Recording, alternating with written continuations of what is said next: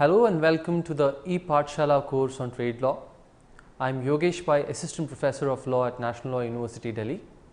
Today we are going to discuss a module on this course regarding the TRIPS agreement.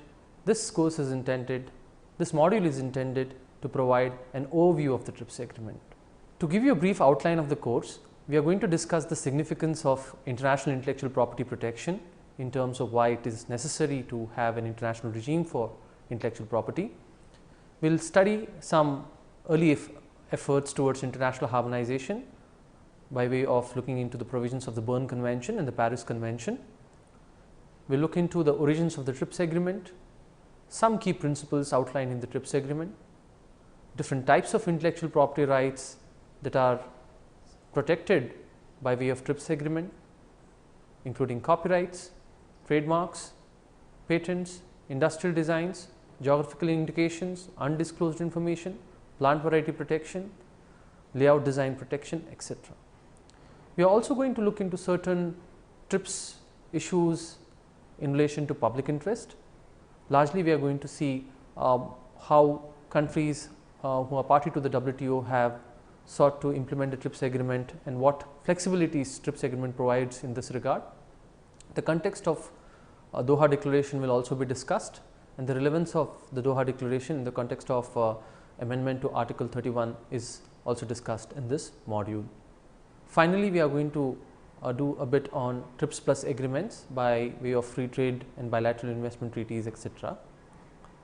So, let us start with significance of international intellectual property protection.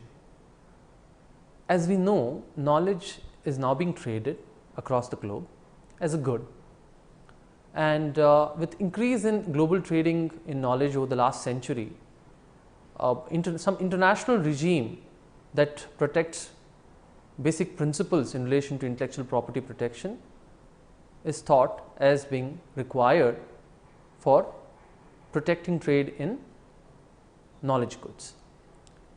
Now, trade in counterfeit goods, which means trade in IP infringing goods largely, leads to global market distortion.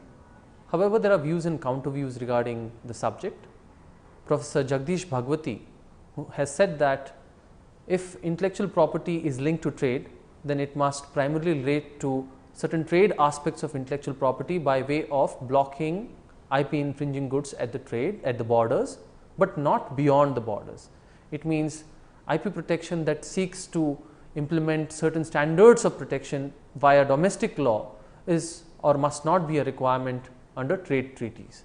However, other free trade experts argue that if minimum standards of protection are not guaranteed by way of domestic laws within WTO members, it leads to global market distortion in the sense that incentives to innovate are reduced for those companies where IP protection or which are based on IP protection. Technology transfer and foreign direct investment is also thought as one of the important reasons why international intellectual property protection is needed, because it is thought that intellectual property leads to licensing activities or increase in licensing activities, which leads to technology transfer at the local level and which also improves foreign direct investment. However, there is no empirical evidence to conclusively prove this linkage between foreign direct investment and intellectual property protection, or at least there is no conclusive evidence to the extent that higher intellectual property protection must necessarily lead to higher foreign direct investment. Furthermore, it is also said that international intellectual property regime would foster an environment for local innovation. So, by virtue of local innovation through intellectual property protection at the domestic level in all WTO member countries, so that innovation would lead to further spillovers and would improve the general condition of innovation environment in those countries. However, it must be noted that intellectual property as such, or the knowledge that intellectual property rights seek to protect, is essentially a global public good. What do you mean by a global public good? public goods have this characteristic of being non-rival and non-excludable, in the sense that the more the number of people that use the knowledge, okay, it would not lead to any rivalry in consumption. Furthermore, once knowledge is created and disposed of, you cannot exclude the party or dispossess the party of that knowledge. So, in that sense, knowledge is distinct from other categories of goods in that sense, in the sense that it has the public good character. Now, because knowledge can be used across the globe, it also has this facet of global public good. Furthermore, in relation to TRIPS agreement and standards of protection relating to the TRIPS agreement, its impact on innovation and its impact on access, primarily access to knowledge and access to medicines, must be discussed. Also, how global price discrimination in relation to intellectual property protected products or services shall be carried on must be noted in the context of developing countries and least developed countries, because income levels in these countries may not allow a larger section of the public to enjoy the goods created by virtue of protecting intellectual property rights. We also must discuss the historical nature of relationship between intellectual property and development. The relationship is highly contested because there are different phases of history where different countries have calibrated the intellectual property system to suit their needs of economic development. If you look into the early efforts prior to the signing of the TRIPS agreement, there were two major conventions, Paris Convention and the Berne Convention. Paris Convention largely protected various categories of industrial property to include patents, trademarks, industrial designs, some aspects of geographical indications, unfair competition. Berne Convention was largely in relation to copyright and some aspects of entrepreneurial rights. Now, if you look into the reasons why Paris and Berne were signed, both relate to discriminatory treatment offered by many countries at that point of time, largely countries in Europe, towards nationals from other countries. Now, in this regard, both Paris and Berne lay down the principle of national treatment as the foundational principle. National treatment simply means that whatever treatment you provide to your nationals must also be provided or extended to foreigners. Now, this particular principle is enshrined in the Paris Convention as well as the Berne Convention. In Paris Convention, there are two additional principles. One is the principle relating to priority, which means that if one person or an individual, a patent applicant, has filed a patent application in one particular country, he has 12 months to file it in different countries of the Paris Union. So, this allows sufficient flexibility for the patent applicant to file different application in different countries, and he would not lose novelty in relation to the patent application. Furthermore, Paris Convention also talks about the principle of territoriality, which means that patents rejected or not granted in other countries shall not influence the decision of any other Paris Union member in relation to grant or not granting the patent in that particular country. Now, this principles applies to industrial designs also in relation to the Paris Convention, where the priority period is 6 months and other principles relating to national treatment and independence of protection follow. Importantly, Paris Convention had some other principles in relation to protection of appellations of origin and unfair competition, which we need not discuss in detail at this moment. Suffice it is to say that Paris Convention, although required national treatment, it did not require Paris Union member countries to implement the standards provided in the convention, to mean that if Paris Union members did not have a patent law, they were under no obligation to have one. However, if they have had one, then it would be a requirement under the Paris Convention to offer national treatment and to follow other provisions of the Paris Convention. In relation to Berne Convention, apart from national treatment, as we discussed, there are two other principles. However, Berne makes an important exception to national treatment in relation to duration of copyright. The duration of copyright under the Berne Convention is based on the principle of reciprocity. It means Berne requires a minimum of life plus 50 years, and if any country wants to offer protection of more than life plus 60 years to its own nationals and wants to discriminate in relation to foreigners, they can do so very well based on the principle of reciprocity.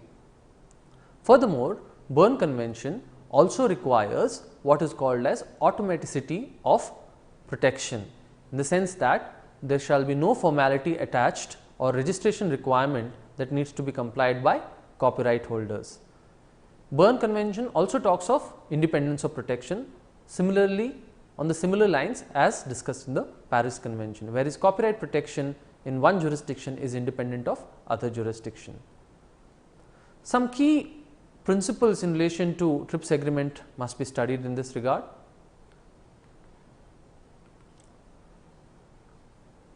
First, let us look into a bit of origins of the TRIPS agreement. TRIPS agreement came largely as a solution to the problem that developed countries were facing at the time when Uruguay round was being discussed in 1986. Prior to the TRIPS agreement, the two important conventions, the Paris Convention and Berne Convention, which is now being administered by the World Intellectual Property Organization, sufficiently provided standards of protection. However, developed countries wanted to increasingly harmonize intellectual property protection across the globe, but post colonization, new developing and least developed countries blocked attempts by developed countries to raise protection within these conventions. Hence, by virtue of developed countries not succeeding to raise the standards of protection within the WIPO forum, these countries lobbied with their respective governments to engage with other countries within the GATT forum, that is the forum in relation to General Agreement on Trade and Tariff. Now, if you look into prior to Uruguay round, the GATT framework barely dealt with principles of intellectual property protection. In fact, Article 20D of the GATT 1947 only provides that countries may take measures to protect importation of IP infringing goods within their borders, in the sense that you can have custom measures to prevent intellectual property infringing goods that come within your border. However, there was no mandate to provide any kind of positive rights based protection to intellectual property owners from different countries. Under GATT framework, hence the relationship between IP and trade was kind of contested. These discussions led to further some more discussions in relation to GATT. It must be noted that since Article 20D was limited in nature, there were further discussions in relation to the Code on Counterfeit Goods within the GATT rounds, several of the GATT rounds. And in one of those GATT rounds, during the Tokyo round, the Code on Counterfeit was discussed. However, there was disagreement between developed and developing countries over the nature of relationship between trade and intellectual property, the choice of forum, and whether norms in relation to counterfeit or trade in counterfeit were required within the framework of GATT. But certain things changed during the Uruguay round. Some years preceding to the Uruguay round, industry groups largely dominated by the pharma industry, the music industry and the software industry lobbied with the United States Trade Representative to propose a broader intellectual property agreement within the framework of GATT in the Uruguay round. Initially, USTR was hesitant, but after a period of time they agreed to put in a proposal during the Uruguay round. These industry groups also lobbied with other industry groups to inform their respective government to support the US proposal. Finally, a tripartite alliance of European Union, United States and Japan supported the negotiations of TRIPS agreement during the Uruguay round. Developing member countries led by India initially protested, but after a point of time they gave into discussing intellectual property issues during the Uruguay round. Certain key principles relating to intellectual property in the TRIPS agreement may be briefly summarized. TRIPS requires only common minimum standards, in the sense that the standards established by the TRIPS agreement are minimum standards. You can always go TRIPS plus, and that is why you have more and more TRIPS plus agreements by way of free trade agreements or protection through bilateral investment treaties or certain plurilateral agreements. Second, TRIPS talks in terms of language of balance. If you look into the preamble, if you look into Article 7 and Article 8, they talk about balance of rights and obligations. Article 7 talks in terms of intellectual property protection being balanced with rights of other countries in relation to the use of technology, use and transfer of technology, and to the balance of rights and obligations. Similarly, Article 8 of the TRIPS agreement allows WTO member countries to take measures in the interest of public health, vital sectors, or to protect vital sectors of industry. However, these measures have to be consistent with the TRIPS agreement. One of the important and key principles of the TRIPS agreement is national treatment. Of course, Paris Convention and Berne Convention also had provisions on national treatment. However, TRIPS looks into national treatment in the sense that you shall provide no less favorable treatment to WTO members, in the sense that you can always provide less favorable treatment to your own nationals. TRIPS deals with how you treat foreigners rather than your own nationals. Apart from national treatment provision, you have the most favored nation treatment under the TRIPS agreement. Article 4 of the TRIPS agreement says that any advantage, privilege, immunity that you extend to one particular WTO member shall be unconditionally and immediately accorded to all WTO members. This most favored nation requirement is a new addition to international intellectual property agreements. Both Paris and Berne Convention did not have the principle of most favored nation treatment. Most favored nation treatment is primarily granted so that you do not distort trade by virtue of having given preferential treatment in relation to intellectual property protection by choosing and picking certain WTO members. If you extend protection beyond the TRIPS agreement, you shall unconditionally and immediately accord it to all WTO members. Importantly, unlike GATT, where Article 24 provides an exception in relation to regional trade agreements, TRIPS does not provide any FTA exception. It means even if you enter into an FTA, you shall provide the most favored nation treatment protection in relation to intellectual property protection or higher intellectual property protection that subsequent agreement shall envisage. Furthermore, TRIPS also talks about the relationship between pre-TRIPS, that is the WIPO treaties of Berne and Paris. Article 2 says that substantive provisions of the Paris Convention and Berne Convention shall be part of the TRIPS agreement. Similarly, TRIPS agreement does not define exhaustion or principles of exhaustion in relation to intellectual property rights. What it primarily says is that whatever exhaustion regime you adopt, it shall be compatible with national treatment and most favored nation treatment.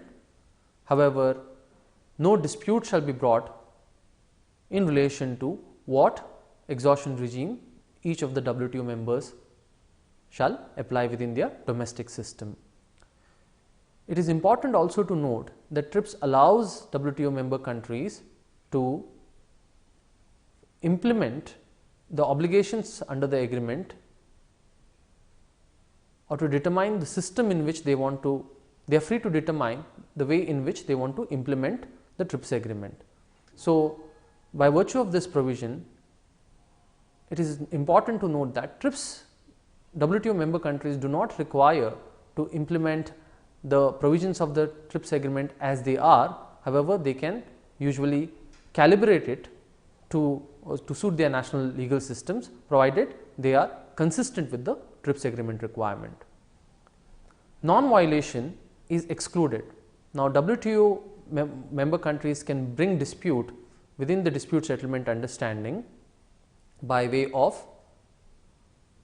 violation complaints, which means that any provision of the WTO set of agreements are violated, or a non-violation agreement, which means even though the provisions are not literally violated, they may impair or nullify the benefits arising out of the agreement. However, Article 64 allows WTO member countries to negotiate a moratorium on non-violation complaint, and this moratorium has since been there in force and has been regularly renewed. It is important to note that one of the greatest achievements of the TRIPS agreement was linking trade, or was linking intellectual property as a trade agreement with dispute settlement understanding. Prior to the TRIPS agreement, if any Paris Union or Berne Union member country had to bring any dispute, the only forum that was left to discuss or litigate these issues was the International Court of Justice. And as we know, International Court of Justice does not have mandatory jurisdiction. However, WTO member countries must mandatorily submit to the jurisdiction of the WTO dispute settlement. WTO TRIPS agreement also provides for transition periods. Initially, when the TRIPS agreement was signed, there was a concern that certain countries who do not have intellectual property protection for pharmaceuticals and agrochemicals, or who provide limited protection in these areas, or certain countries who are, for example, least developed countries. So, transition periods were required for them to implement the provisions of the TRIPS agreement. So, a general 1-year transition period was granted to all WTO member countries. Subsequently, a 5-year transition period was granted to implement all provisions of the TRIPS agreement for developing countries, except product patents for pharmaceuticals and agrochemicals, for which a 10-year transition period was allowed to end in 2005. So, most developing countries who did not provide product patents protection for pharmaceuticals and agrochemicals were required so to provide by 2005. Least developed countries have continued with the transition period, and WTO members have formally extended the transition period in relation to least developed member countries to 2021. So, least developed member countries are not required to implement the provisions of the TRIPS agreement until 2021, including the provisions related to product patents on pharmaceuticals and agrochemicals. However, if they provide intellectual property protection to their own nationals, they shall comply with the national treatment, and also if they provide it to others, they shall be bound by the most favored nation requirement. In relation to LDCs, there is another important principle that the TRIPS agreement envisages, that developed countries have a responsibility to provide certain incentives to their companies or firms, so that they will have an interest to develop a viable technology base in least developed countries. However, the usefulness of this provision has been hotly discussed within the framework of the WTO, including the means in which developed countries should offer such incentives. Furthermore, TRIPS agreement was also important because prior to this agreement, both the Paris and the Berne Convention did not speak in terms of enforcement of intellectual property rights. So, remedies, for example, civil and criminal, or remedies relating to border measures or administrative measures were not provided either in the Paris Convention or the Berne Convention. The TRIPS agreement article 41 to 61 primarily deal with most of these remedies. However, in spite of the fact that you have a general framework for IP enforcement within the TRIPS agreement, IP enforcement requirement within the TRIPS agreement is considered as generally weak, because there are many flexibilities that countries can utilize to implement the measures relating to enforcement within their domestic systems. Finally, let us look into certain key areas for which TRIPS mandates you to provide protection. First, we will discuss copyright. In relation to copyright, substantive provisions of the Berne Convention are referred mutatis mutandis in the TRIPS agreement, by virtue of which the rights protected in the Berne Convention, for example, the right to reproduction, translation, adaptation and all those other rights specifically mentioned in the Berne Convention, is now part of the TRIPS agreement. Furthermore, certain exceptions that were provided in the TRIPS agreement or in the Berne Convention in relation to quotation, in relation to educational use, is also part of the TRIPS agreement. However, TRIPS agreement excludes article 6 bis of the Berne Convention, which specifically deals with moral rights. There are two categories of moral rights recognized under the Berne Convention article 6 bis. One is the right to paternity and the right to integrity. In terms of right to paternity, all the Berne Union member countries shall require that authors shall have the right to call themselves as authors, in the sense that they can own their work, right to paternity, and they shall have the right to integrity in terms of allowing actions against those infringers who mutilate or distort the work to an extent that it causes harm to the reputation of the authors. However, TRIPS agreement does not include moral rights, because largely it is considered that moral rights are not trade related, because they are not economic rights, and also because at that point of time US strongly opposed inclusion of moral rights within the framework of the TRIPS agreement, or to subject it to dispute settlement understanding. TRIPS agreement article 9.2 also requires that countries shall maintain principles of idea expression dichotomy, wherein methods or processes or functional aspects of works shall not, by virtue of copyright protection, be preempted. This was largely due to concerns that if copyright protection were to be extended to software, then necessarily countries must implement the idea expression dichotomy. Furthermore, TRIPS agreement also requires WTO member countries to implement provisions relating to computer programs, which means computer programs in either object or source code shall be protected as literary works under the Berne Convention. It also requires that original databases which are original for their sequence, structure and organization shall be protected by virtue of article 10.2 of the TRIPS agreement. However, it does not require WTO member countries to protect non-original databases.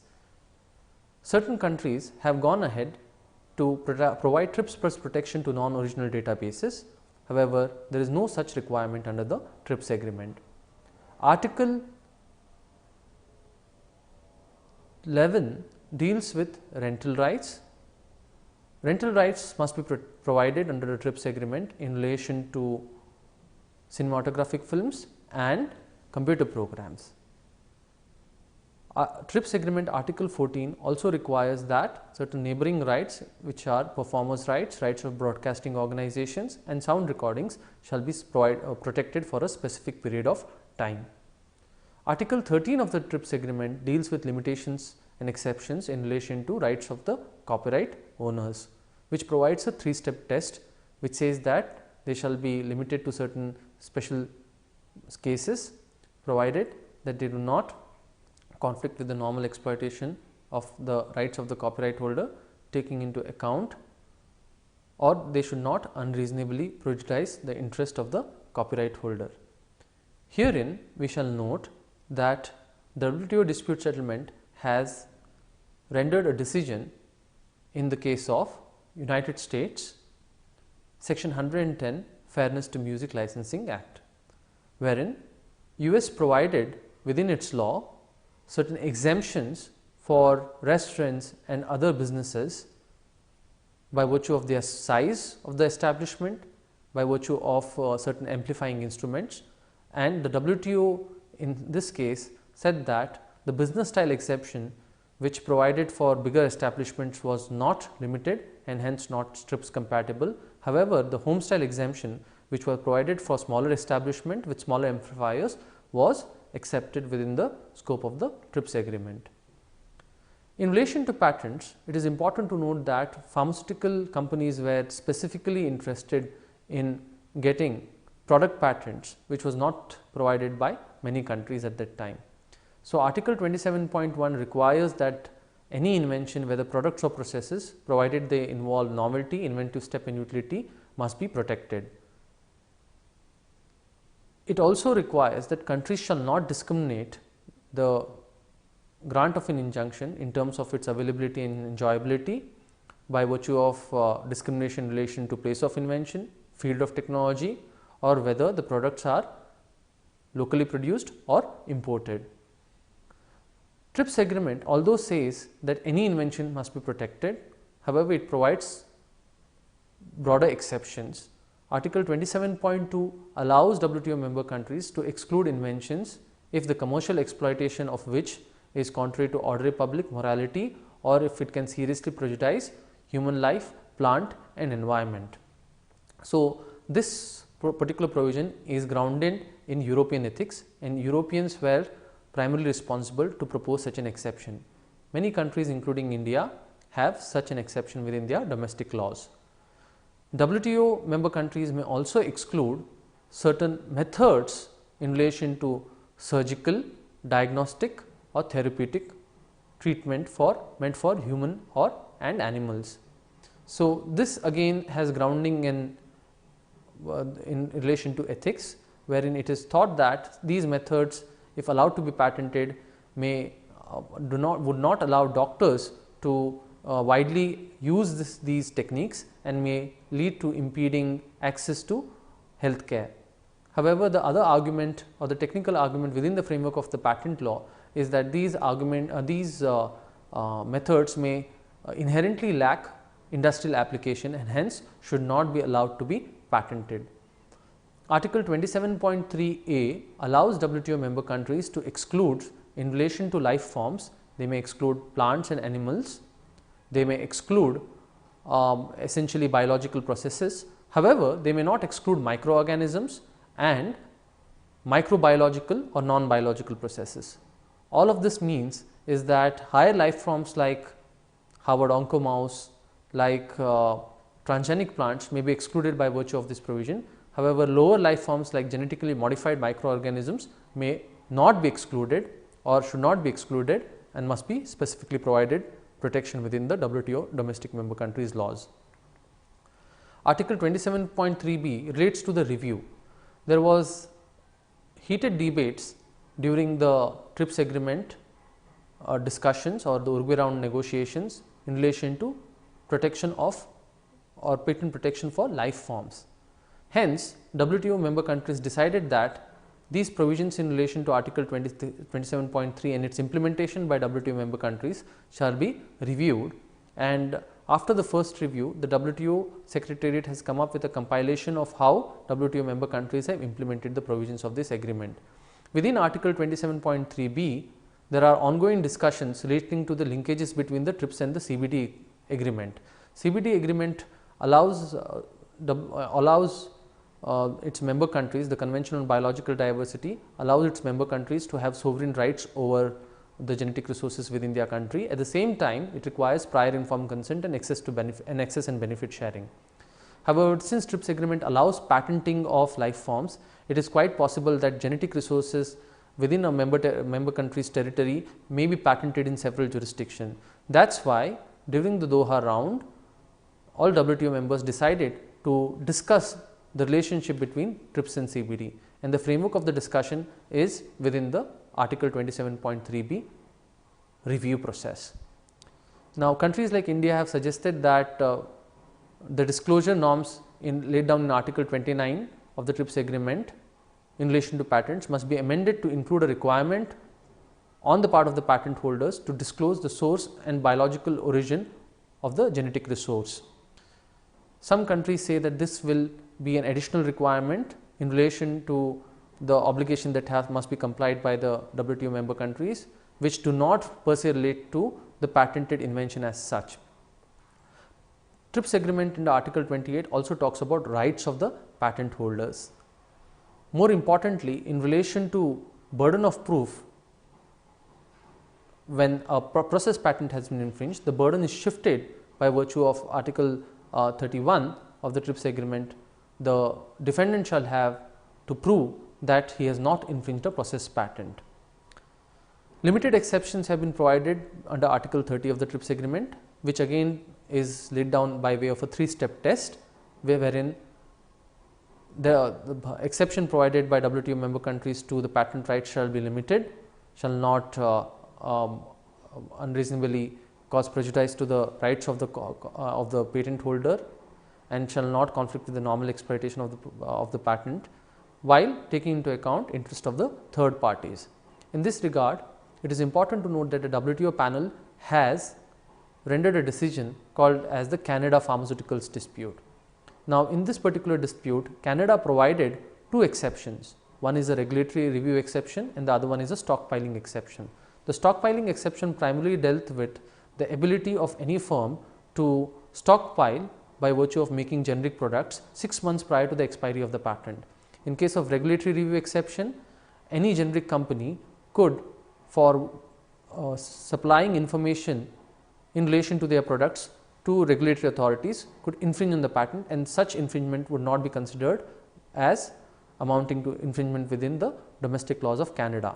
The WTO dispute settlement, by interpreting article 30, said that the stockpiling exception was not limited in nature, primarily because the act of making prior to or during the subsistence of the patent was an act that was not limited essentially in nature, and hence it would conflict with the normal exploitation of the rights of the patent holder, in the sense that it is not limited in the first place.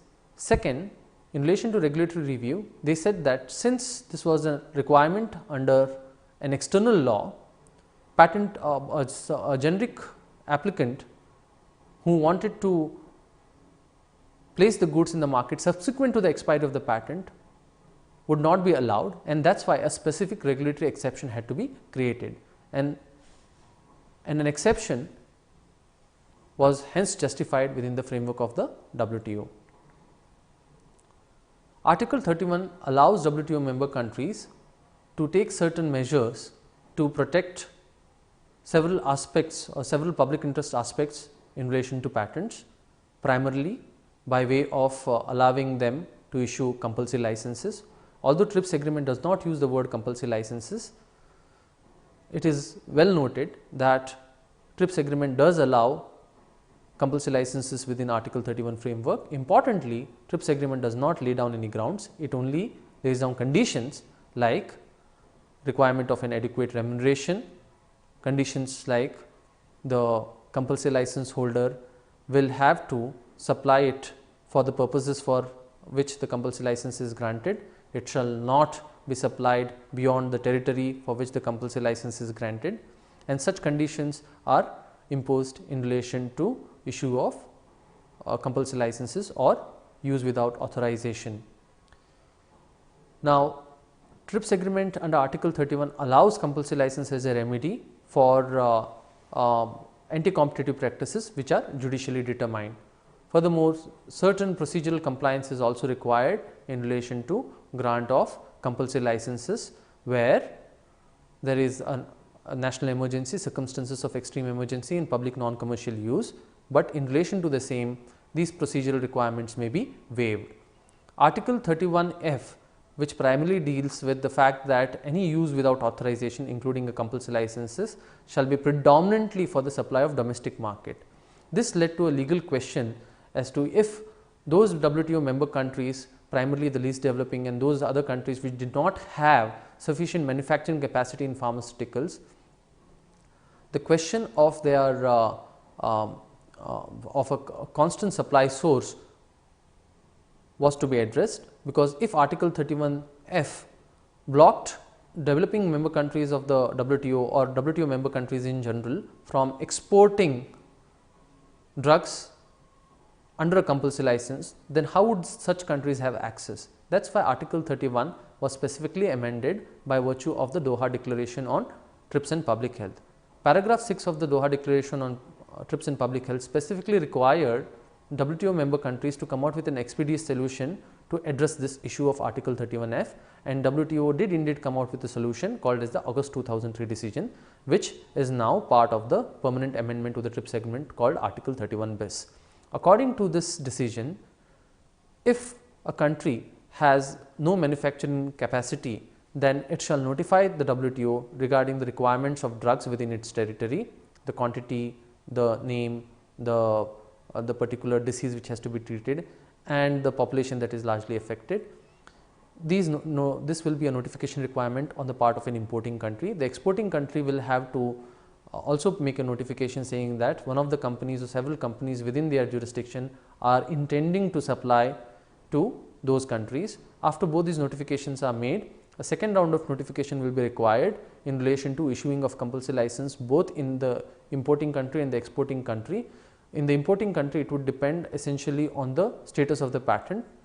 In the exporting country, since there is a patent, a compulsory license has to be mandatorily issued. However, in relation to payment of remuneration, remuneration shall not be paid in both the countries, it shall only be paid in the exporting member country.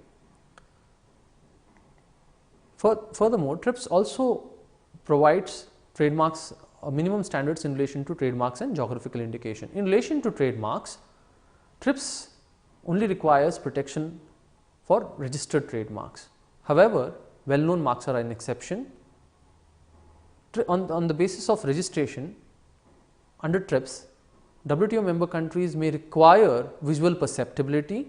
It may also require that use for a certain period of time or an intended use must be shown. Actual use is not a requirement, intended use is sufficient.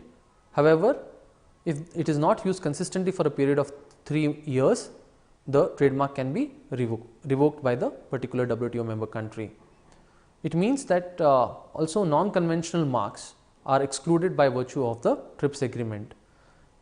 Well known marks are to be protected, and this was one of the important requirements in the TRIPS agreement. However, these marks can be regarded as well known based on the judicial pronouncement in the member's own jurisdiction. Trade names must be provided protection, collective marks and certification marks must also be provided protection. However, there are certain limited exceptions based on the 3-step test. Importantly and distinctly, in relation to trademarks, Article 20 states that there shall be no special condition in relation to the form of mark or twining requirements, which means that a mark shall be used with another mark. So, such requirements shall place encumbrance on the rights of the trademark holders, and hence it shall be subjected to Article 20 obligations. Furthermore, no compulsory licenses can be granted in relation to trademarks, and the protection shall be for a period of 7 years. In relation to geographical indication, TRIPS does not require WTO member countries to have specific legislation on geographical indication. It may be protected by way of a certification mark or a collective mark. It may be protected through a sui generis system. It may also be protected through unfair competition law or consumer protection laws. Article 22 of the TRIPS agreement basically requires certain minimum and mandatory standards in relation to GI protection, which lays down a test of misleading or confusing test, wherein any product that is GI protected must be subjected to a test of whether any infringement of the GI would actually mislead or confuse the relevant members of the public. However, in relation to wines and spirits, there is an additional requirement that the use of type, style, like, although not misleading, shall still amount to infringement of a geographical indication, but this requirement is specifically in relation to wines and spirits. Furthermore, currently there are two particular issues that are being negotiated within the Doha round. One is the possibility of having a multilateral register for wines and spirits, and secondly is providing higher protection for all GIs other than wines and spirits. Other kinds of intellectual property that are protected within the scope of the TRIPS agreement are industrial designs. There is also a requirement to protect layout designs or semiconductor chip protection.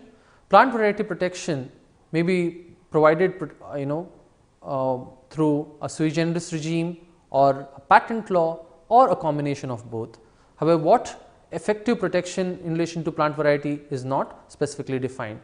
Article 39 also requires confidential information to be protected, particularly trade secret shall be protected either by virtue of common law or by specific legislation, and certain regulatory and test data that is submitted to authorities shall be protected against unfair commercial use. What unfair commercial use means in the context of such protection is not particularly clear within the TRIPS agreement.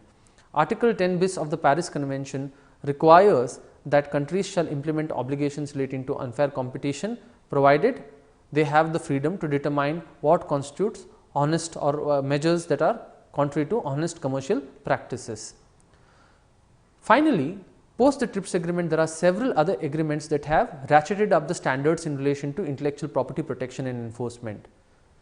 Agreements that have done so are primarily the regional trade agreements or the free trade agreements or the European or the economic partnership agreements. Now, in this context, it is important to note that the demanders have tried to raise or harmonize the level of protection by demanding data exclusivity, which is not provided under Article 39 of the TRIPS agreement, by extending the patent term beyond 20 years, which is a minimum requirement under TRIPS agreement, by also seeking what is called as patent linkage, wherein a drug regulator would require to police patents in the sense that they shall not grant any permission for a generic applicant if they are in the know of that a particular patent has been infringed. Plurilateral agreements like the agreement on counterfeiting trade, the ACTA counterfeiting trade agreement, then you have the Trans-Pacific Partnership, and other agreements have raised protection in relation to IP enforcement by requiring several measures that go beyond the IP enforcement chapter in the TRIPS agreement. Certain other bilateral investment forums have also sought to raise by virtue of extending protection through fair and equitable treatment principles and full protection that are enshrined in such bilateral investment treaties. It may also be raised, or TRIPS related TRIPS plus related measures may also be done through unilateral ratcheting up, wherein countries have undertaken obligations within their domestic law unilaterally to raise the minimum standards of protection, which go well beyond the TRIPS agreement. With this, we finally conclude a basic overview of the TRIPS agreement, and we have discussed the need for intellectual property protection. Then we have also discussed the reason why Berne and Paris Convention came into existence, the origins of the TRIPS agreement, the key principles of the TRIPS agreement, the various categories of intellectual property rights that are protected by way of TRIPS agreement, and certain key mandate that is required under the TRIPS agreement, the Doha Declaration and August 2003 decision. We have also looked into few TRIPS plus agreements and the import that it may have on increasing harmonization of international intellectual property protection. With this, we conclude. Thank you very much for your patient listening.